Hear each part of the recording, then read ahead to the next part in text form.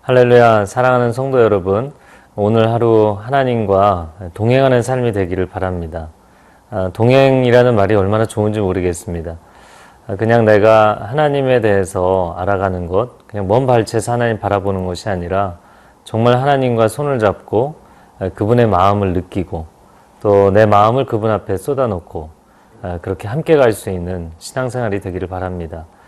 아침에 이렇게 함께 하나님의 말씀 묵상하고 또 그 말씀 통하여서 나를 향한 하나님의 인도하심을 잘 따라가고자 노력하는 건 너무나 좋은 것 같습니다. 우리가 짧은 시간 큐티를 하는 것은 하나님과 하루 종일 행복한 동행을 하기 위한 것이죠. 오늘 말씀 가운데도 사도 바울이 우리를 향해서 권면합니다. 어떻게 우리가 영적으로 하나님과 동행할 것인가, 그것을 함께 생각해 보는 시간을 갖도록 하겠습니다.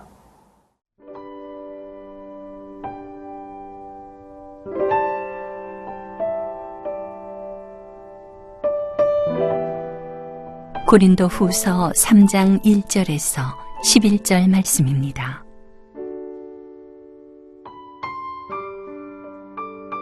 우리가 다시 자천하기를 시작하겠느냐? 우리가 어찌 어떤 사람처럼 추천서를 너희에게 붙이거나 혹은 너희에게 받거나 할 필요가 있느냐?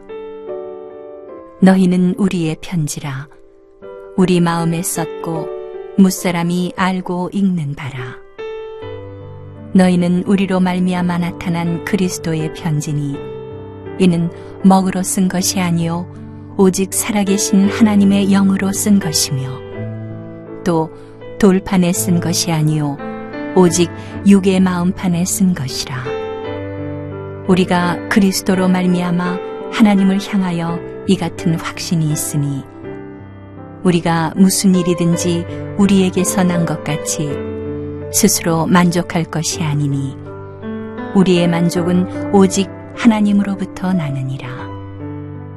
그가 또한 우리를 새 언약의 일꾼 되기에 만족하게 하셨으니 율법 조문으로 하지 아니하고 오직 영으로 함이니 율법 조문은 죽이는 것이요 영은 살리는 것이니라.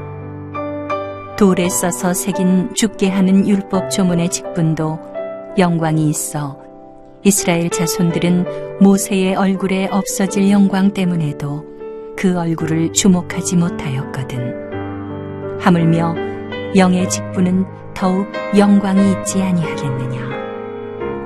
정죄의 직분도 영광이 있은즉 의의 직분은 영광이 더욱 넘치리라.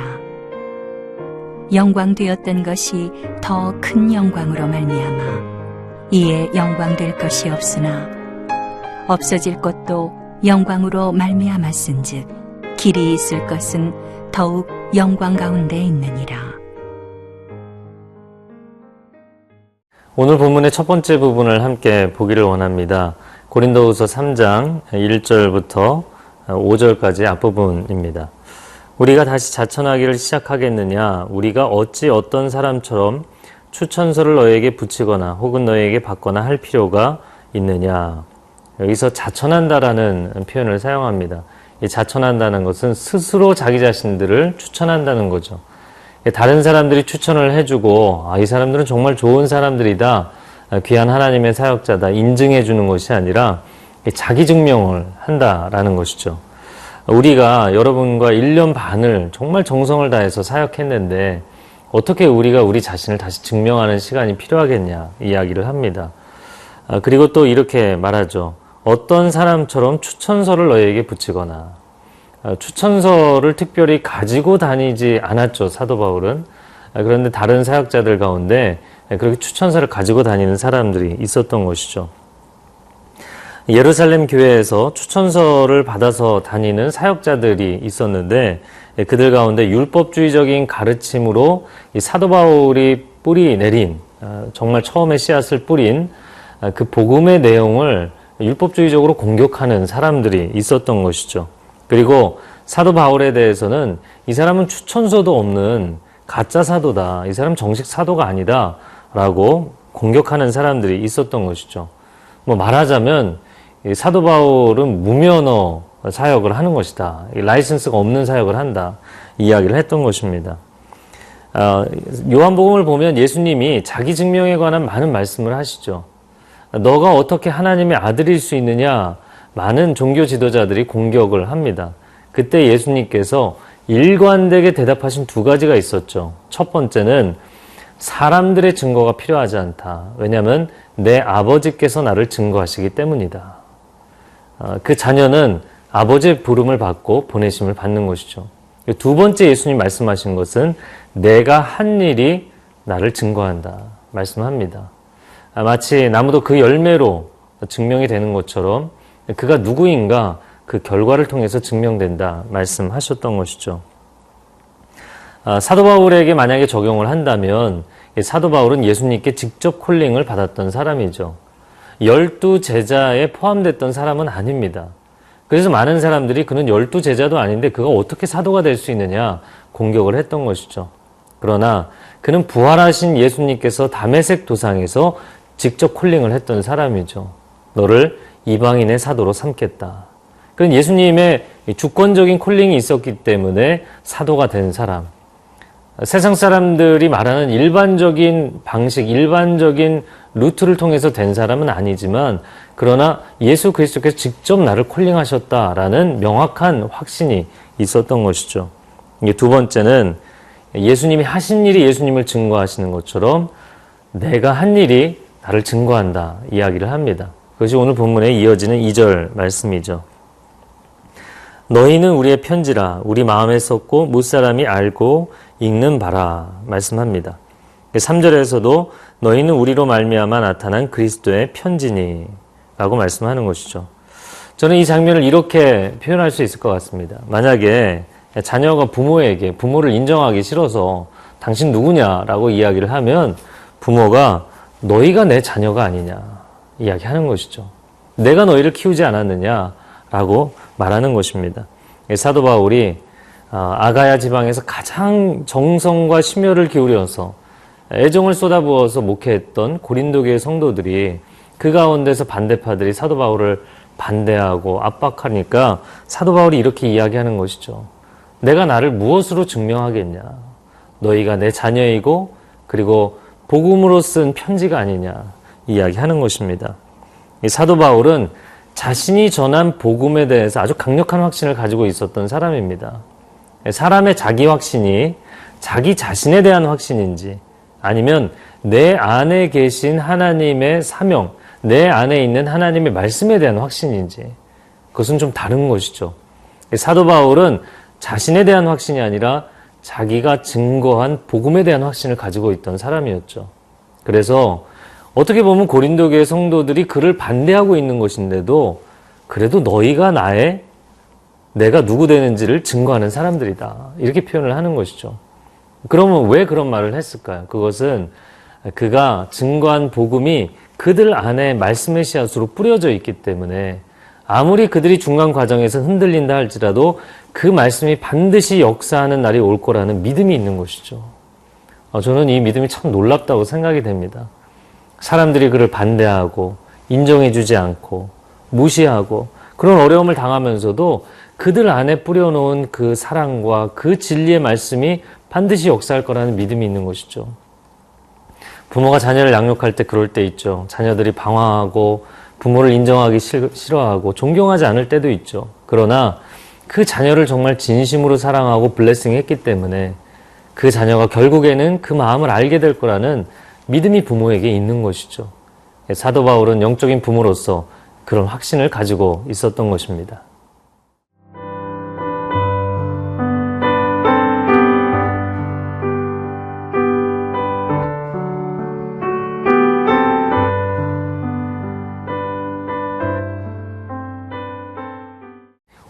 본문의 두 번째 부분으로 들어가 보도록 하겠습니다.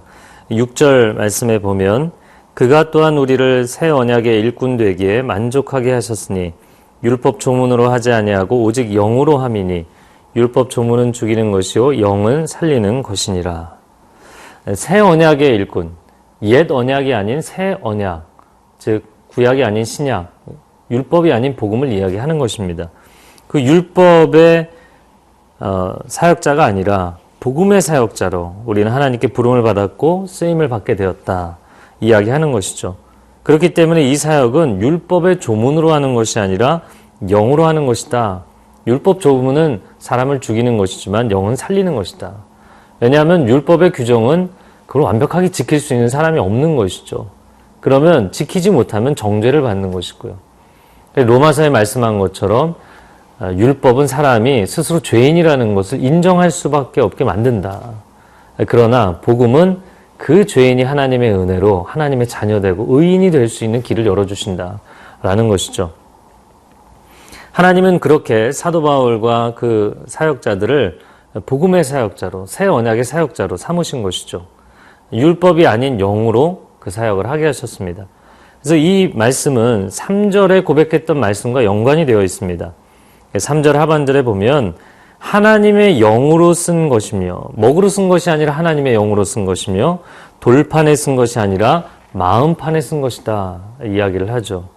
이것은 육적인 사역이 아니라 영적인 사역이다라는 것입니다. 그리고 율법은 십계명은 돌판에 쓰였지만 그러나 복음은 여러분의 신비에 새겨진 것입니다. 이야기하는 것이죠. 사도 바울이 율법과 복음의 긴장 관계를 이야기하죠. 그들에게 분명히 처음에 사도 바울이 복음의 씨앗을 뿌렸는데 그 영적인 변화와 성숙이 있었는데 율법으로 돌아가 버린 거예요. 사도 바울이 떠난 사이에. 그러니까 그 마음이 굉장히 어려웠죠.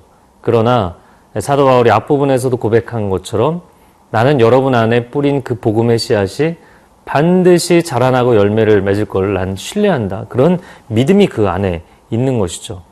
이걸 정리해 본다면 한마디로 이렇게 표현할 수 있을 것 같습니다. 복음이 율법보다 강하다라는 것이죠. 복음은 언제나 율법보다 강한 것입니다. 여러분 인간관계에서도 마찬가지죠. 부부의 관계, 부모 자녀의 관계, 또 교회 안에서 목양하는 사람과 또 제자들의 관계도 마찬가지고요.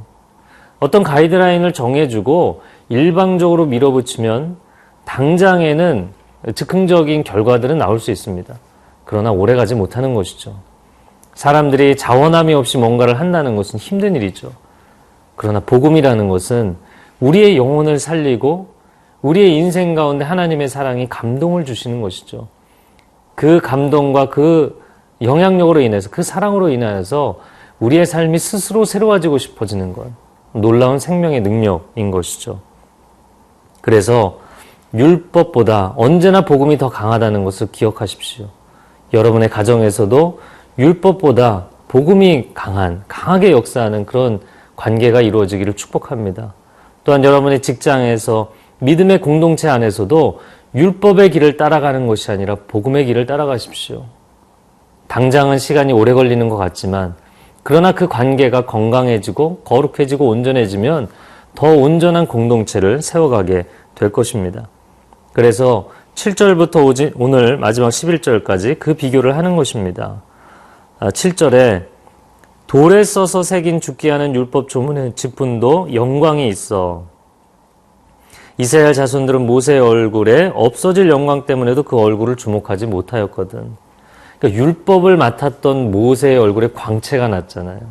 그것도 그렇게 영광스러웠는데 8절에 보면 하물며 영의 직분은 더욱 영광이 있지 않겠느냐.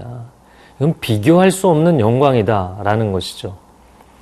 사도 바울이 사실 고린도 교회의 상황 때문에 상당히 심적인 압박을 겪었지만 그가 이 말씀의 편지를 쓰면서 사실 그의 내면의 고백도 정리가 되어 가는 것이에요. 그래서 신앙 고백은 참으로 중요한 것 같습니다.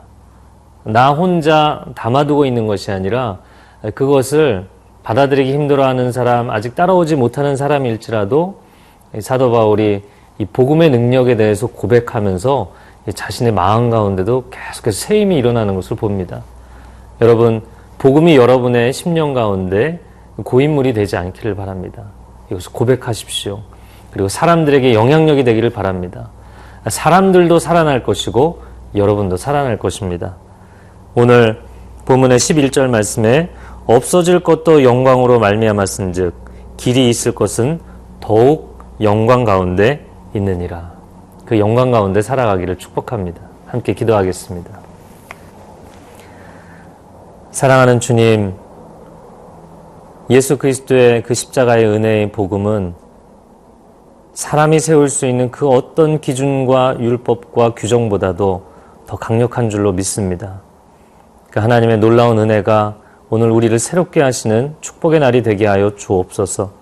또한 가정에서, 직장에서, 믿음의 공동체 안에서 마음이 조급하여서 율법의 길을 따라가는 것이 아니라 하나님의 사랑을 신뢰하고 은혜의 능력을 신뢰하고 복음의 길을 선택할 수 있는 우리 각 사람이 되도록 도와주옵소서.